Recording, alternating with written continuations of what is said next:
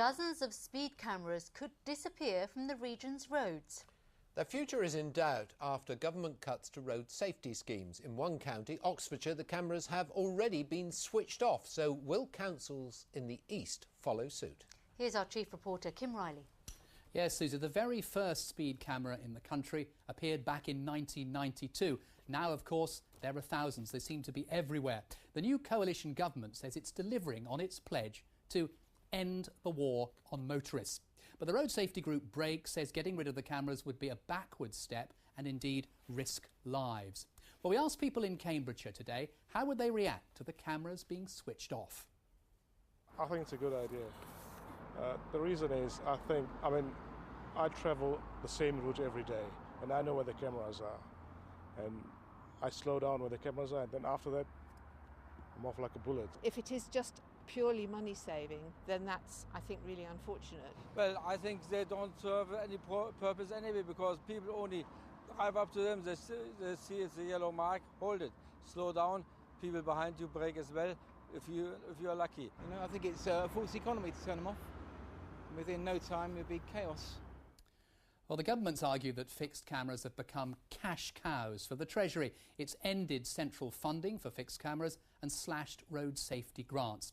Let's look where the cameras are now, these fixed cameras. And you can see Essex has got 99 down there, Cambridgeshire 46, Northants 40. The numbers drop. Look, Norfolk 20, and in Suffolk there are just 6. Well, are they really making a difference? Kevin Birch has been to see them in action. The fixed cameras in Suffolk and these mobile camera vans, there are 3 of them in total, covering almost 30 sites, are all operated by the group, the Suffolk Safety Camera Partnership. It involves the county council, the police and others. They've got a pretty good view of the van as they come round the corner, and even if they are speeding a little bit, they've got time to slow down before they get within range. Terry Marsh is partnership manager. He helped launch it more than 7 years ago and says it's helped cut the number of deaths and serious injuries at some local black spots by up to 80%. But not everyone heeds the warning, even when it's looming large in front of them. I do find it a bit depressing that people don't see us.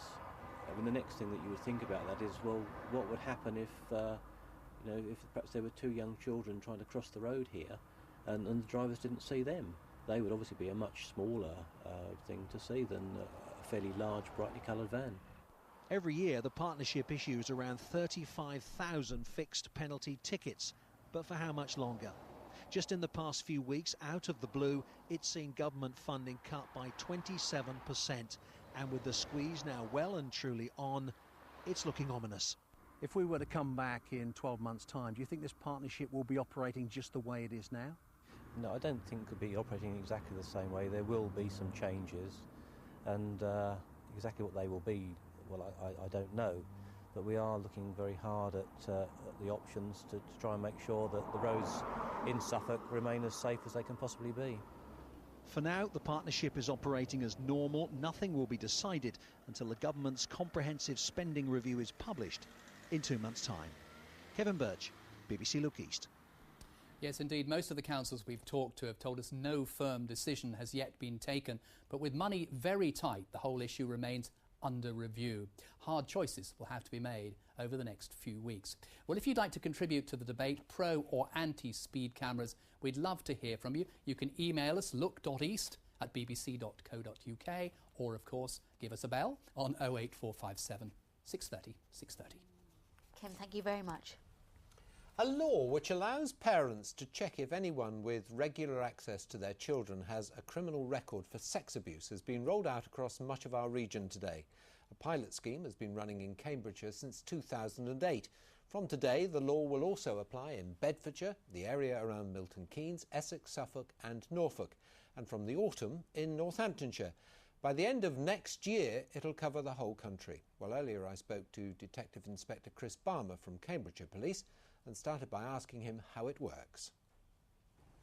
What happens is that a member of the public phones into the police with a concern about an individual who's related in some way to a child. It has to be a specific individual with a concern relating to a specific child, we'll assess that information, research the individual and decide if there's any need to disclose any information in order to make that child safe. And how long would that process take? It would depend on what the information was. The maximum that we're allowed under the scheme would be 56 days. Obviously we try to keep everything much quicker than that. We do try to turn things around within about 6 weeks. But I should say that if there's an immediate risk identified, then we would take immediate action to alleviate that, and we have actually done that in Cambridgeshire. You will understand that 6 weeks is a very long time and a lot can happen even if you have no knowledge of that person. That's true, but what happens is, as soon as the concern is reported to us, we would give that member of the public what we call an empowerment pack, and that details how to take immediate safeguarding action if they do have any concerns, but also how to monitor things over the course of that 6 weeks, so that if anything should come to light, if anything does happen, the member of the public would know what to do so as to immediately make that child safe.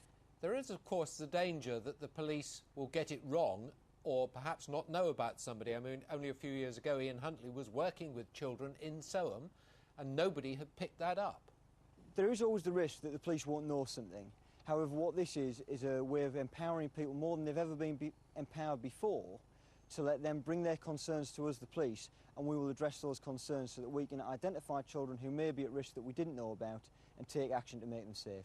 Without giving us too many details, can you give us an example of something which has worked very well for you in Cambridgeshire?